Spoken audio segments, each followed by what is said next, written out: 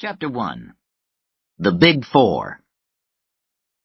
High above the water, in a modern beach house in Mississippi, four gentlemen enjoyed drinks and waited for a visitor. Normally, their work required them to be enemies. This afternoon, however, they'd played golf and eaten grilled seafood together. Each of the men was CEO of a large public corporation. These corporations were extremely successful. The smallest had sales of $600 million, the largest $4 billion.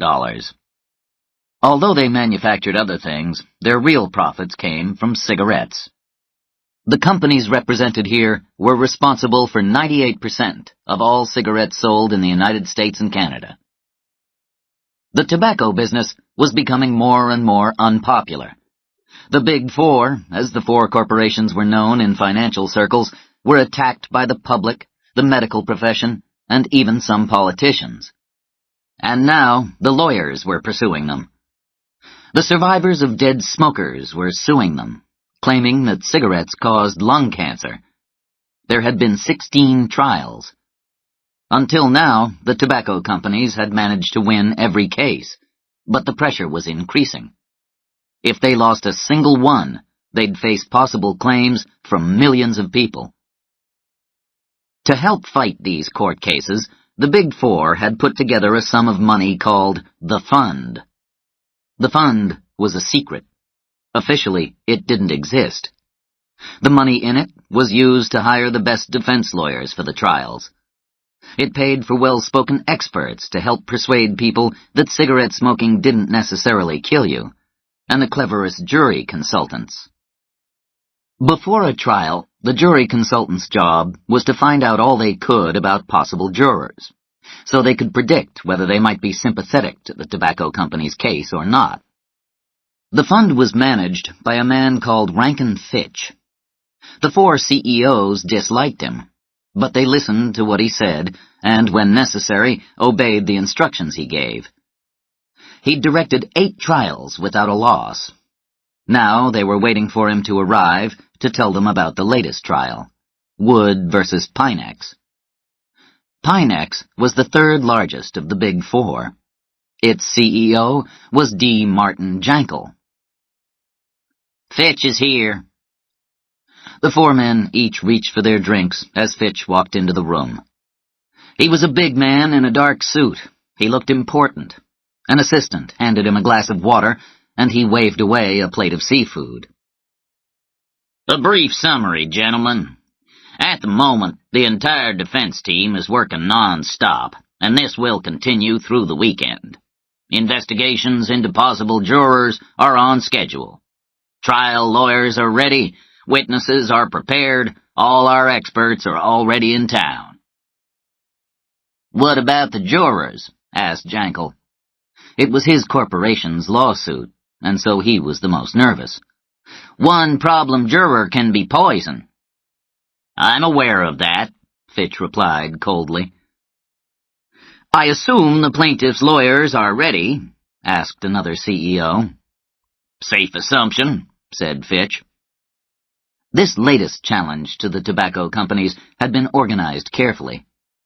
There were 8 lawyers at the last count, financed by 8 of the largest law firms in the country, who'd each contributed $1 million. The lawyers had picked the plaintiff, the widow of a man named Jacob L. Wood.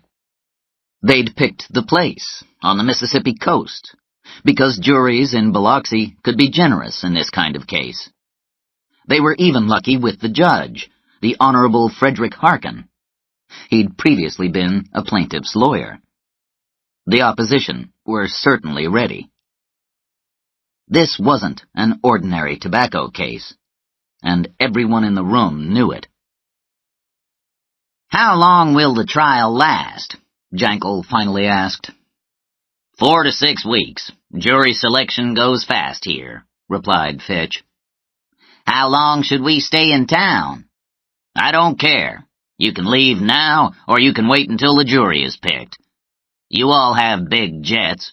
If I need you, I can find you." He was suddenly ready to leave. "Anything else?" Not a word. Wendell Rohr, the main lawyer for the plaintiff, had made and lost his first fortune before he was 50. He made his second fortune and swore never to lose it. His energies were directed at suing American corporations on behalf of injured people. He'd met Celeste Wood, widow of Jacob Wood, through a young lawyer. Jacob Wood had died at the age of 51 after smoking 3 packs of cigarettes a day for almost 30 years. Rohr had raised the first $1 million to fight the case, and then more money had flowed in. His plan was simple and smart. If he won this case, more people would decide to sue. With 100 million smokers out there, he'd be busy for the rest of his working life. Rohr operated from offices near the courthouse, and his team was working hard investigating possible jurors. The tobacco lawyers were down the street, working just as hard. Nothing rivaled the thrill of big lawsuits. By 8 a.m. on Monday, a crowd was gathering outside the Biloxi courthouse. There were Wall Street financial analysts who were specialists in the price of tobacco shares, sent to follow the early developments of the trial.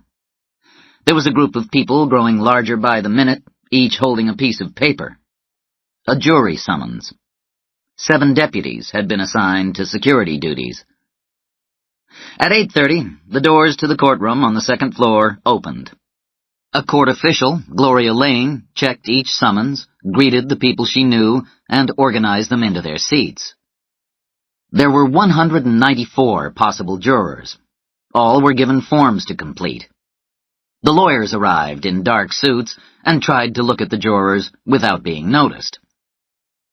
Behind the lawyers sat the jury consultants, watching the possible jurors for any gestures, arms folded across the chest or fingers picking nervously at teeth, which might reveal their real thoughts and opinions. Juror number 56, Nicholas Easter, received more than his share of anxious looks. He worried the jury consultants, as they hadn't been able to find out very much about him. The last lawyer into the room was Wendell Rohr. He stared at the possible jurors. These were his people. This was his case, in his hometown. He nodded at a couple, grinned at another. Together, they'd find the truth. Rankin Fitch was also in court, pretending to read a newspaper. Then Judge Harkin arrived. He completed a short welcoming speech. The lawsuit had begun 4 years ago, and the documents now filled 11 boxes. Each side had already spent millions to reach this point. The jury selection started. 6 people over the age of 65 who hadn't been identified by the computer were free to leave. 5 of them left. "Is anybody legally blind?" the judge asked. Slowly, a hand was raised from the center of the pack. Juror number 63, Mr. Herman Grimes, age 59, computer programmer, white, married, no kids. What was this? Did nobody know this man was blind? The jury consultants whispered on both sides. "Mr. Grimes, you are excused from jury duty. You're free to go." Herman Grimes didn't move. He just looked at whatever he could see and said, "Why do I have to leave?" "Because you're blind." "I know that. Who says blind people can't serve on juries? You tell me why. If it's written in the law is unfair, and I'll sue. If it isn't written in the law, I'll sue even faster."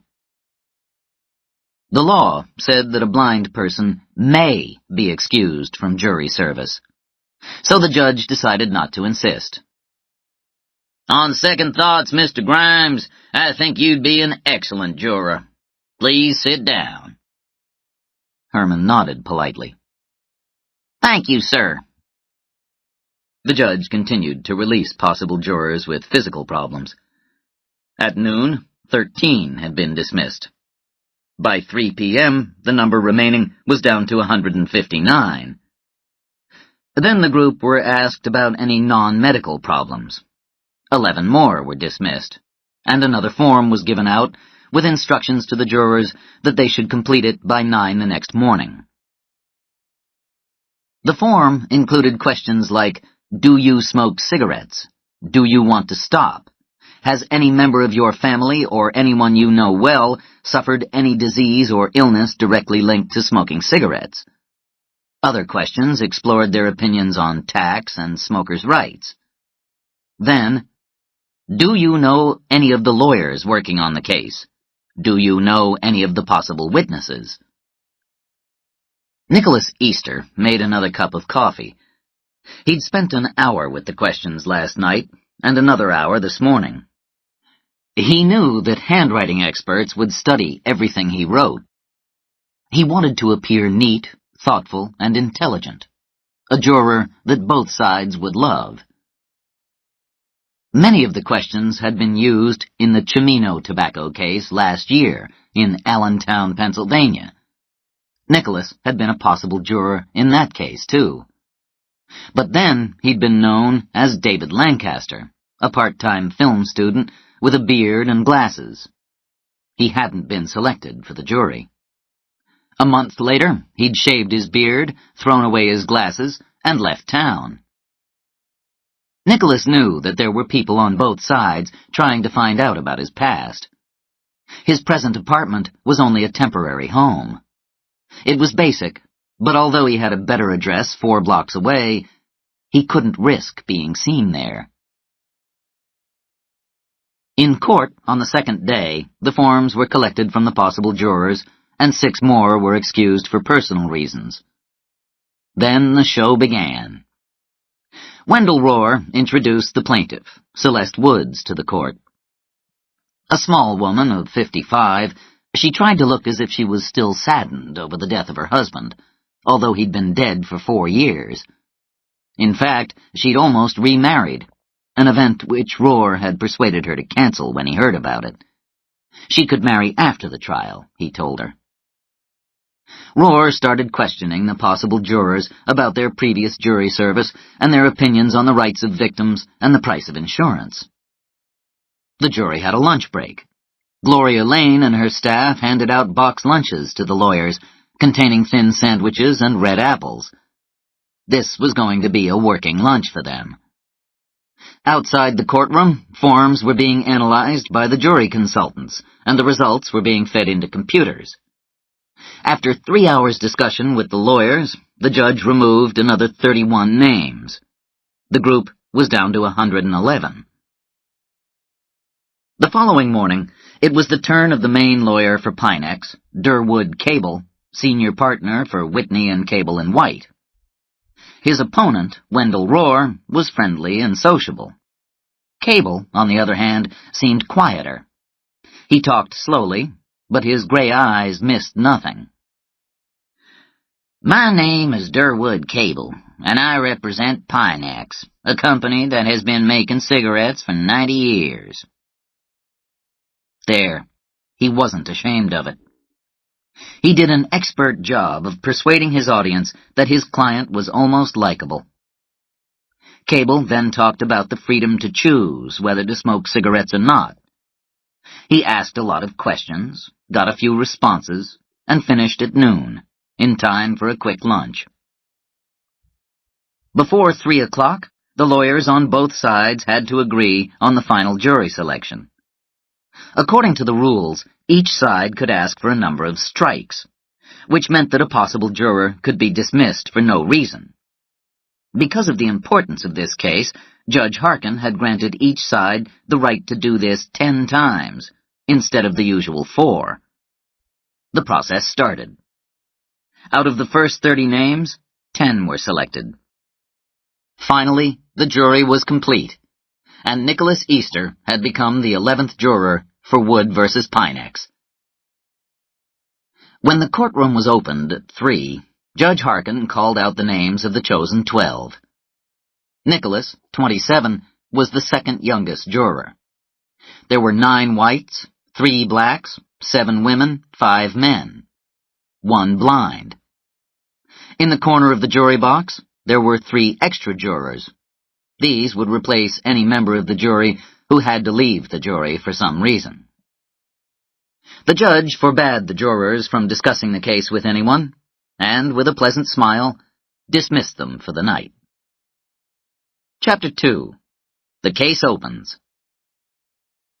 At 8:30 in the morning, Nicholas slipped through the unlocked back door of the courthouse and went up to the second floor. He knew the building well. 3 weeks earlier, unnoticed, when there was no one around, he'd explored the area around the courtroom, including the judge's chambers, the witness rooms, and, of course, the jury room. He went there now, and found Lou Dell sitting outside the room, reading a romantic novel. "Good morning. Can I help you?" Her entire face was one large smile. "Nicholas Easter," he said, as he reached for her outstretched hand. She found his name on her paperwork. "Welcome to the jury room. Is this your first trial?" "Yes." "Come on," she said, pulling him into the room.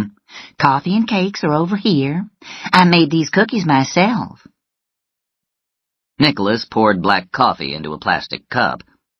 There was a list of instructions for the jurors from Judge Harkin, including the order that they couldn't discuss the case with anyone. They couldn't even discuss the case with each other until instructed by the judge.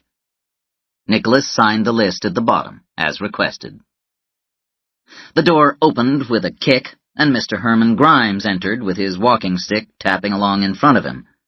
His wife was close behind, describing the room to him under her breath. Nicholas introduced himself. "My favorite uncle's blind," Nicholas said. "I'd consider it an honor if you'd allow me to assist you during the trial." "Thank you," said Herman after a brief pause. "Thank you, sir," his wife said. At 10 o'clock, Judge Harkin looked around the crowded courtroom and decided that everyone was in place. "Bring in the jury," he said. The jurors walked in. "Good morning," said the judge. "Do we have a foreman?" "It's me, Your Honor," Herman Grimes said. The lawyers and jury consultants for the defense were worried by this choice of foreman, but their expressions remained warm and positive. Nicholas Easter looked cautiously around the courtroom. On the second row, behind the defense, Rankin Fitch sat, trying to look uninterested in the jury, but Nicholas knew better. Fitch missed nothing. 14 months earlier, Nicholas had seen him in the Cimino courtroom in Allentown, Pennsylvania. Nicholas knew that Fitch would have investigated his background and found that some of what he'd said wasn't true. There were also small groups of people whom Nicholas was certain were the jury consultants. The selecting was done, so now they moved to the next phase, watching. They listened to every word spoken by every witness and predicted how the jury would react. If a witness seemed to make a bad impression on the jury, they could be removed, sent home, and replaced by another witness. After a sign from the judge, Wendell Rohr started his opening statement.